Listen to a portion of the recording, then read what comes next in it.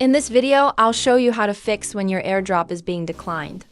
If you're trying to AirDrop something and see a message like declined instead of failed or sent, it can be frustrating. Here's how to fix it. Toggle Wi-Fi. First, head into your settings and tap Wi-Fi. Turn it off, then turn it back on. AirDrop uses Wi-Fi and Bluetooth to transfer files, so resetting these connections can help.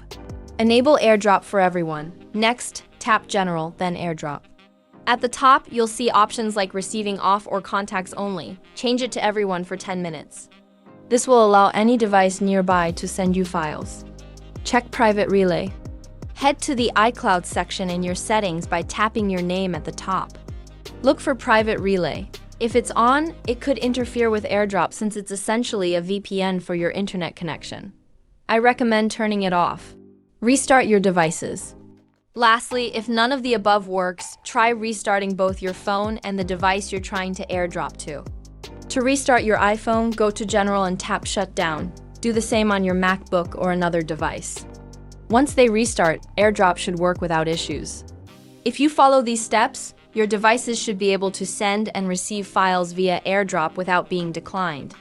I hope this helps. If it did, please hit the subscribe button below. It really helps me out. Thanks.